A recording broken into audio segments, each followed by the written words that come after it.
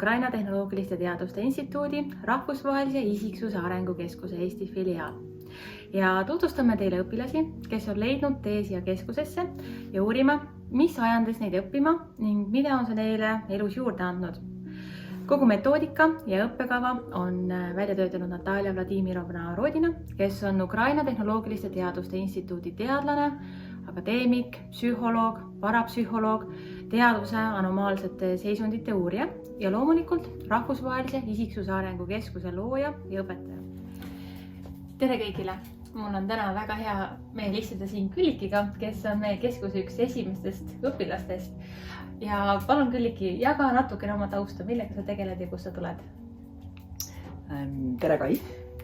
Mina olen väikeettevõtluses kogu oma elu olnud peaaegu ja seal tuleb kõike teha. See alates juhtimisest kuni koristamiseni, inimestest, hoolimisest kuni raamatupidamiseni, nii et ma olen kõike kogenud ja eks kogemused meid kasvatavadki ja annavad meile teadmisi ja.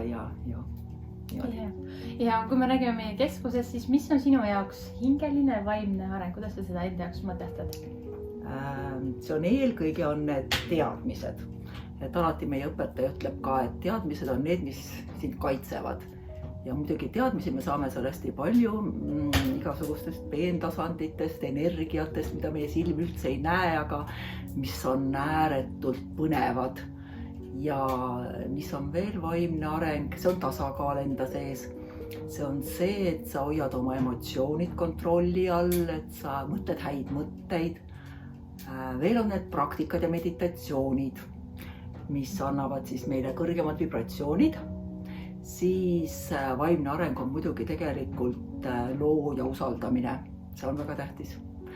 Mis võiks veel vaimne areng olla? Ma arvan, et see on veel andestamine suures osas. Ei ole maailmas asja, mida ei saa andestada, kõik saa andestada. See on inimestest hoolimine, situatsioonide mõistmine, see on oma tahte kasvatamine ja see on suures osas armastus. See on tingimusteta armastus, mida meie õpetaja meile õpetab, et see on niisugune suur ja võimas asi. Just. Ma usun, et sa oled selle tõdemuseni ja nende kontseptsioonideni jõudnud eelkõige läbi selle keskuse, läbi nende õpingute, läbi meie õpetaja. Aga jaga, kuidas sina jõudsid õpetaja Natalja Vladimirovna Rodina juurde? Mina sain oma postkasti lingi ja kui ma selle lahti tegin, siis ma nägin seal ühte naisterahvast. Ja kui ma selle ära kuulasin, siis mulle tundus see ääretult põnevana, sellepärast, et mind on alati huvitanud niisugused uued asjad ja sellise uus informatsioon ja ma olen hästi avatud alati sellele olnud. Ja loomulikult see kõnetas mind ja siis kui Eda, kes mulle selle saatis, ütles, et läheme õppima sinna kooli. No siis ma ütlesin, miks mitte. Et ma vaatasin veel palju teisigi neid videosid ära, mis seal Natalja Vladimirovna Rodina lehe peal on ja nii, et soovitan kõigile. Just. Ja nagu ma mainisin, et sa oled meil juba pikka aega olnud õpilane, juba päris mitu aastat. Kas sa oskad ka välja tuua midagi, mis tänu just nendele teadmistele, mida sa oled sealt omandanud, et midagi oled sa oma elus kas muutnud või midagi on muutunud sinu elus, et oskad sa midagi välja tuua? No tegelikult loomulikult.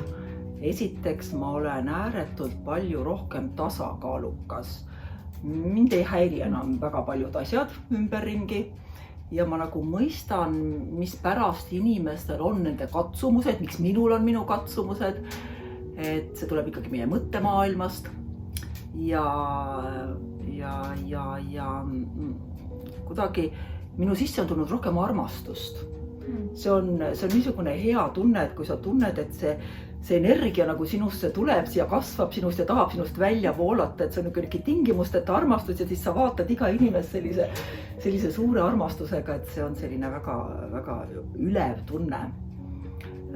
Jah, et see mõistmine ja loomulikult igasugune see niisugune andestamine ja leppimine olukordadega, et ükskõik milline olukord on, et alati tasub selle olukorraga leppida, sest see tähendab seda, et see kasvatab sind lihtsalt see olukord, sa saad sellest jälle uued kogemused ja uue arengu ja lähed oma arengus edasi kogu aeg, nii et see pidev areng, mis on ja need teadmised, eelkõige just need teadmised, sest mul ei olnud aimugi, milline näeb välja universum, kosmos, maailm, kuidas on kõik me loodud, kuidas inimene sellest ei räägita mitte kusagil, ei koolis ega kusagil teadusajakirjadeski. Nii et väga põnev. Väga põnev. Aitäh sulle, Külliki! Aitäh, Kai!